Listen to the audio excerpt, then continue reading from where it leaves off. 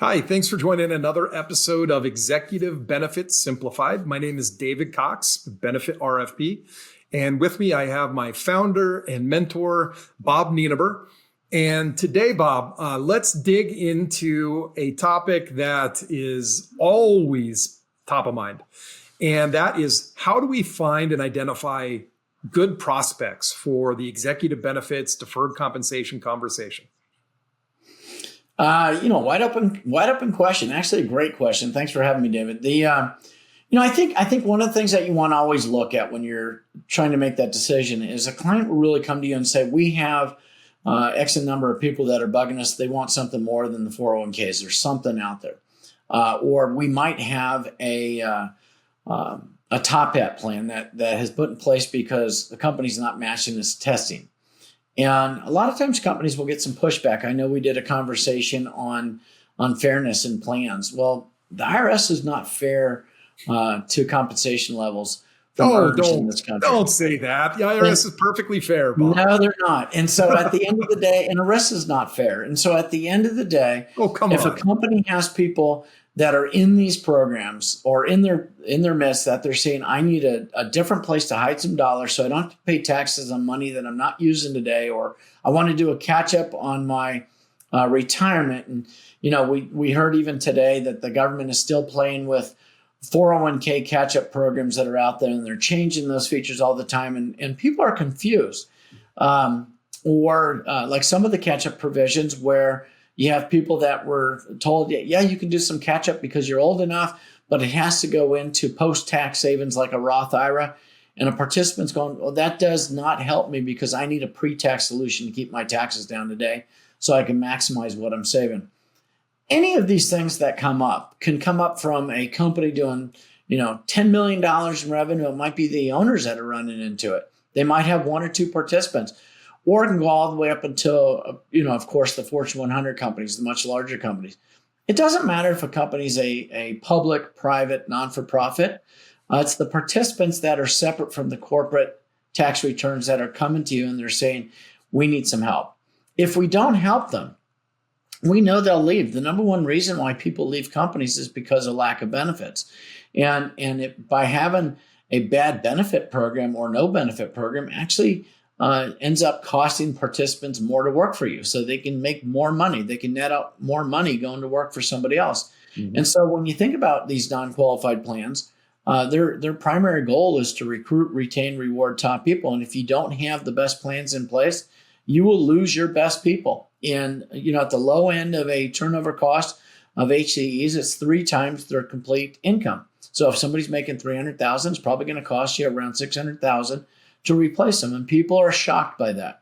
That's not us saying that from a financial institution standpoint. That's the whole HR organization. That's SHRM, that's World of Work, that's everybody that's in this industry of retention. Those are their stats based on real stats from real companies. If you lose a senior executive like a CEO, you could lose your whole culture of your company overnight simply because you didn't have a plan in place because maybe you didn't understand how to put it in place.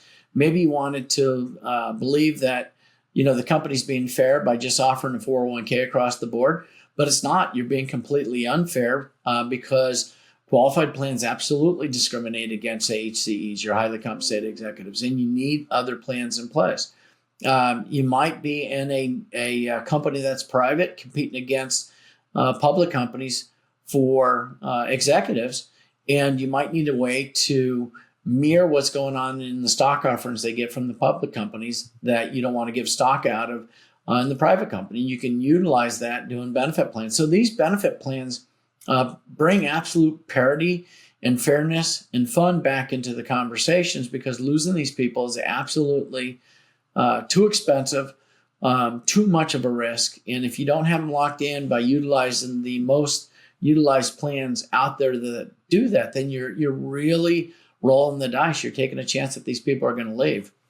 Yeah, I agree. And, one of the questions I get a lot is, well, hey, what, is there any particular industry and things like that? And from my perspective, I always say some of our best clients are like trade type companies, right? Construction, HVAC, manufacturing and things like that. The company needs to have the right demographics, of course, to make a plan like this work. It's not right for every company by any stretch. But I would look at it and say, it's not all about industry. I mean, certainly professional organizations, law firms, medical groups, engineering firms, those can be great prospects too, because they've got seemingly a high number of really high earning individuals who may benefit from a strategy like this. But what are your thoughts on that? Is there a particular ideal company size, those sorts of things that you would say, here's a good baseline prospect? Well, I mean, I've been doing this for around 35 years. And so for me, it's kind of made me spoiled. So when the phone rings and somebody's got a $200 million revenue company or above, and they're successful and they've got a large group of HCEs, then that's a natural fit. That's a 10-second conversation. We serve every market sector there is. There's not a sector that we haven't touched. And, from alcohol to AI to any technology to manufacturing of any kind, we're in all the sectors. You said construction, all these different things. And the sectors might change based on the size of customers that are coming in, but any successful company from any sector has a need to protect their key people. They're successful because of their key people. They're successful because of the team that's put them together.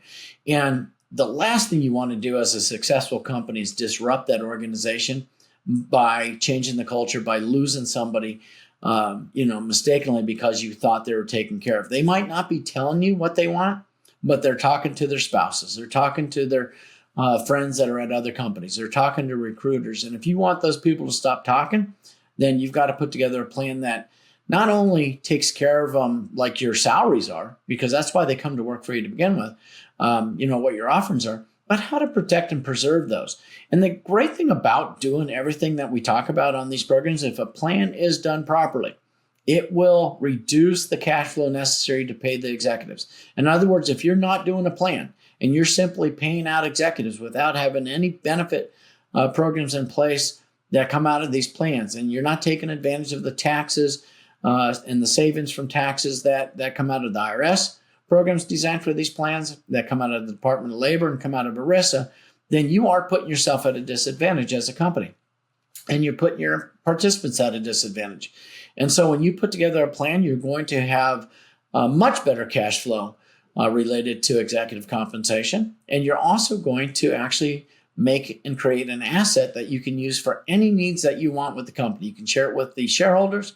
You can use it for other company endeavors. You can use it to improve the benefit offerings for the people that are in things like 401ks. It's really up to you how you want to use the money. There's no rules on how you use it. But you put the company at a huge advantage by having a benefit plan. You put the company completely at risk in the worst way possible by not having a plan. And these have to be real plans. They can't be phantom stock plans that everybody talks about and everybody loves until they realize, my gosh, we've come up to the exercise period and I've got to pay this out. Now it's the most expensive plan on the face of the planet. Nobody told me about this. It becomes very, very important to make sure that all features, all facets, everything's looked at in a professional way. And it costs you nothing to look at and analyze your plan or lack of a plan to come up with a solution, start putting it together tomorrow. Yep. Agreed. Great, Bob. I appreciate your insights. Thanks for joining. Thank you, David.